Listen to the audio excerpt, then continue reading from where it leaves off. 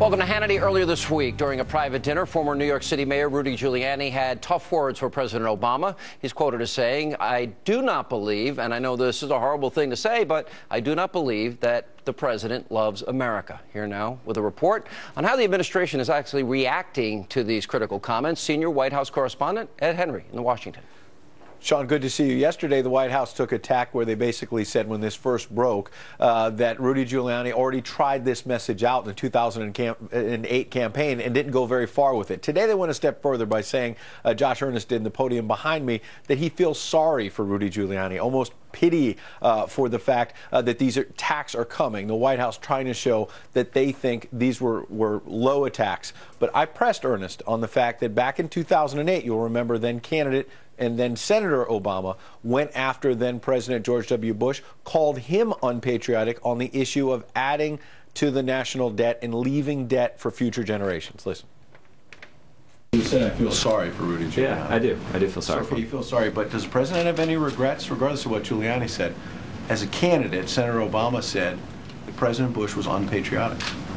I see a difference from Giuliani because he's talking about an issue, but nonetheless questioning the patriotism of the President of the United States. Yeah. I think that what the President was doing was he was questioning the specific wisdom of that decision and questioning whether or not that was in the best interest of the country. That's unwise. He said that's unpatriotic. Right. But again, he was talking about that. He was not talking about a person.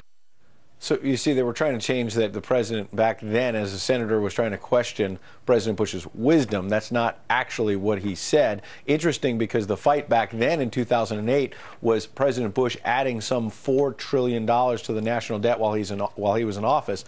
This president has now added about double that. Sean? That was a checkmate moment, if you ask me, because he did say that's irresponsible, that's unpatriotic, and he was talking directly about President Bush. He mentioned Bush in that comment. Ed Henry at the White House tonight. Thank you. And with Rudy Giuliani's comment sparking controversy, many are calling on America's mayor to apologize.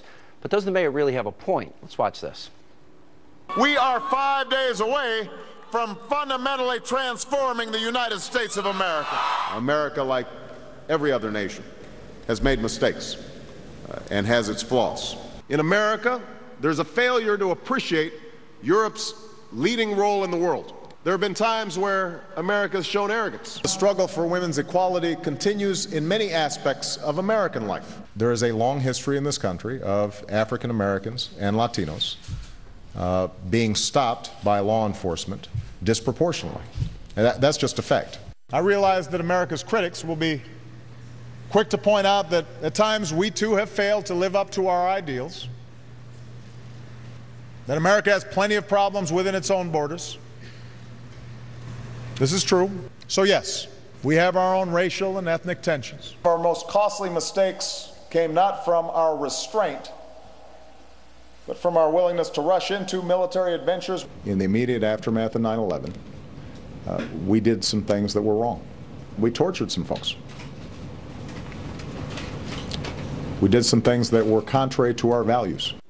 Tortured folks, contrary to our values. Pretty negative rhetoric from our 44th president. So is it possible to love something that you fundamentally want to change? Here to respond, the man himself, America's Mayor Rudy Giuliani. Mr. Mayor, you seem not at all phased. You were laughing during the montage. Well, I'm only laughing because I actually had forgotten how far he went in criticizing America. First of all, let me make it clear, as I did from the very beginning, I'm not questioning his patriotism, as he did with President Bush. I believe you can be a critic and a patriot at the same time. We've had many of those. My situation is one of personal disappointment that President Obama, who had a great story to tell about a young man with a lot of issues, like all of us have had, but in some cases his were worse, made it in America. That's the rhetoric around which Ronald Reagan and Bill Clinton, the man from Hope, and the cowboy riding from, out on the clouds.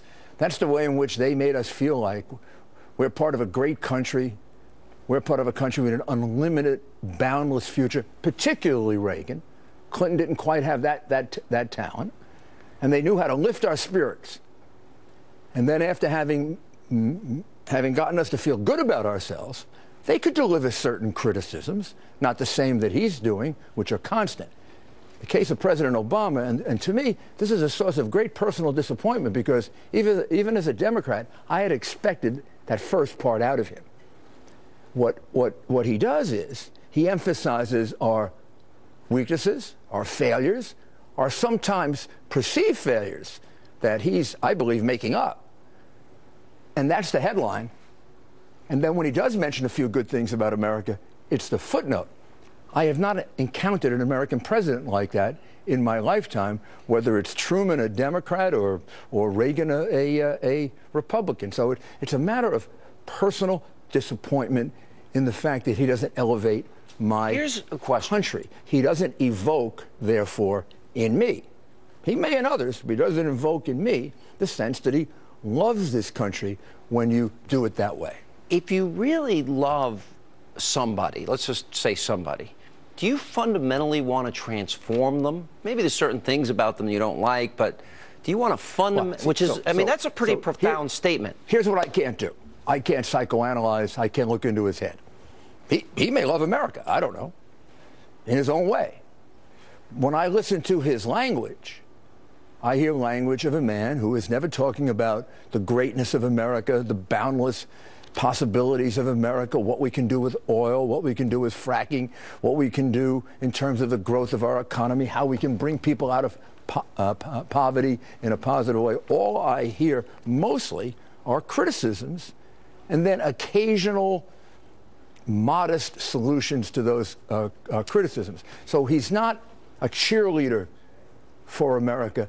He's a critic. It's as if he were a movie critic as opposed to the guy acting in the movie. You know, it's interesting. Kevin Williamson is going to join us in the next segment, a writer for National Review Online. Actually had a headline today, Rudy's right, Barack Obama doesn't even like America.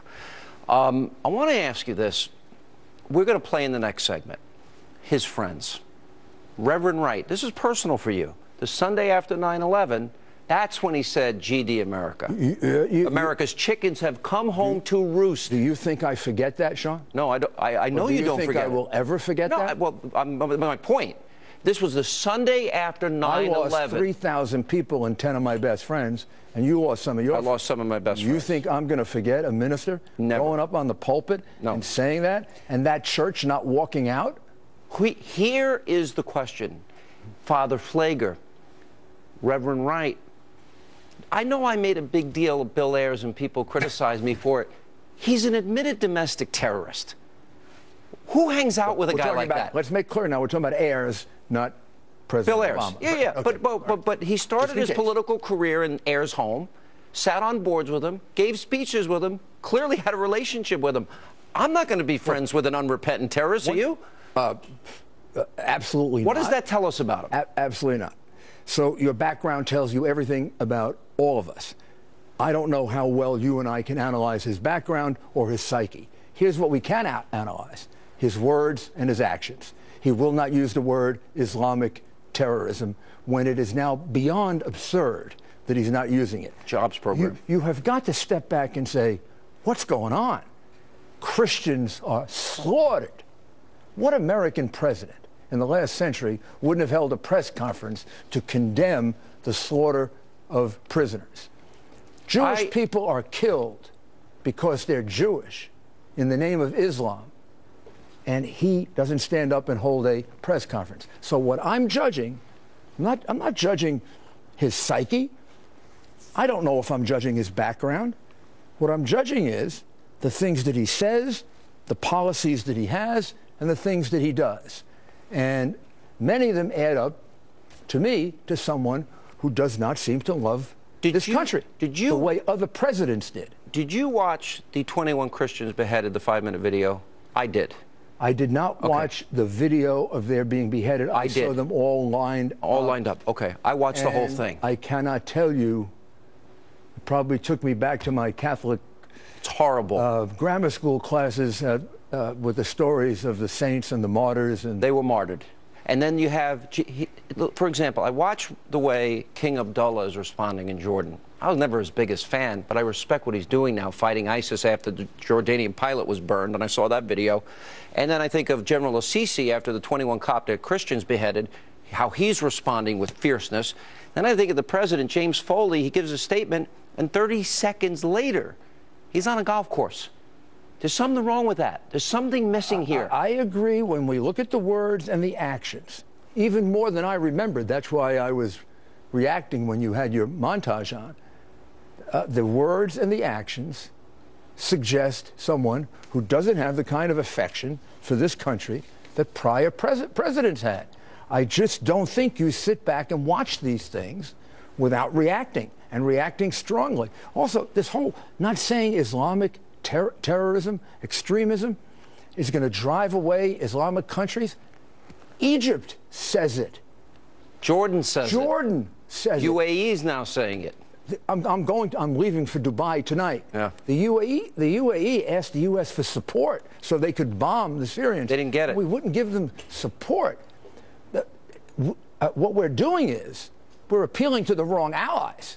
We're appealing to Iran instead of appealing to Egypt, Saudi Arabia, and Jordan, and not to mention Israel, who we have sold out. Agreed. And I believe that Netanyahu has every right to come here and make the case for his country, because he cannot, I don't care what he says, and he has to be diplomatic, but he can't count on the President of the United States. This is a bad deal for Israel. This is the president who drew 12 lines in the sand and, you know, got pushed off each one of them until they became yellow. All right, Mr. Mayor, thank you for being with us. Appreciate it. All right, when we come back, coming up next tonight on Hannity. No, no, no, not God bless America, God damn America, that's in the Bible for killing innocent people. God damn America for treating us citizens as less than human. Remember him? We're going to examine President Obama's past radical associates. Maybe these people helped shape his worldview about America, and then later